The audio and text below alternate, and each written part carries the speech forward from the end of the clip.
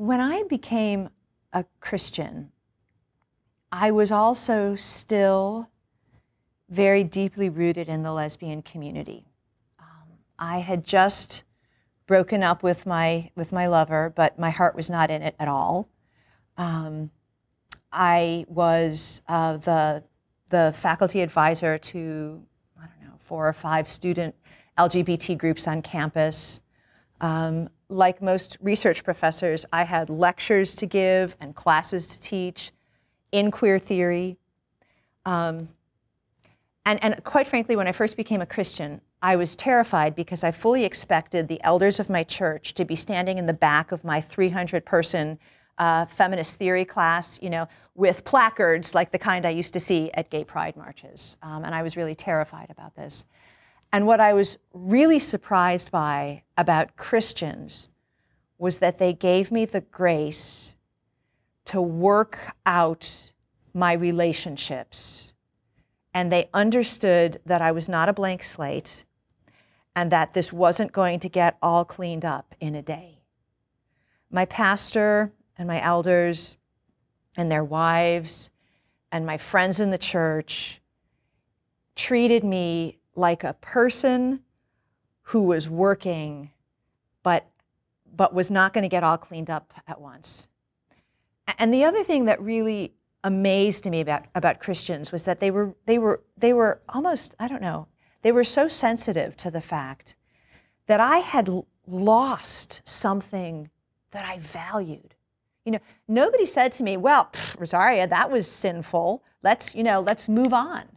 Nobody said that at all. I mean, people knew that it was a sinful relationship, but my ex-lover was an image bearer of a holy God, and she did amazing things in the world. And I was really going to not only miss her, but miss the house that we had together, miss our dogs and our dishes and the view of the lake from the window.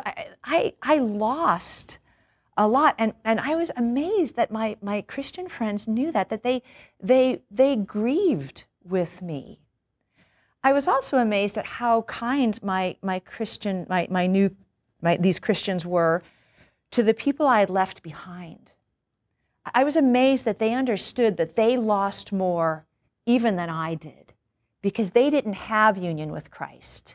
They didn't have the hope of the gospel. All they had was this woman who had been an activist and a friend and a trustworthy person who became a betrayer and a danger. And they were really sensitive to what their needs were and what their problems were.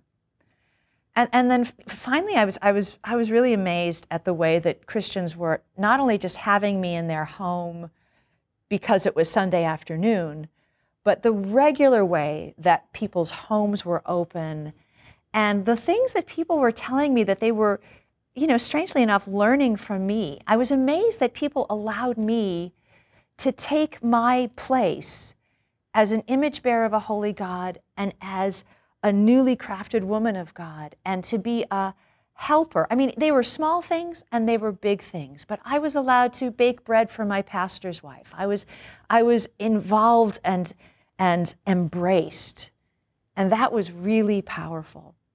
But mostly what amazed me was nobody said, wow, now that you're a Christian, I hope we can just be done with all this lesbian stuff and we can just get on with the business of getting you married off and getting you all cleaned up and getting you, you know, safely packaged in a way that we can recognize. No, that was not what my church did. My church was willing to meet me right where I was at and nurture me and love me in the Lord from there. And I learned that the biggest sin in my life was unbelief, not homosexuality. I learned that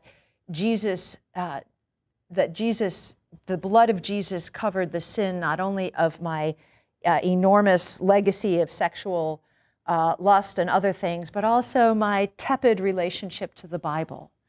And I just fell in love more and more with Jesus and with his church because of the way that Christians could stand with me and weep with me and walk with me and not think that suddenly I was going to be all cleaned up, because you know what?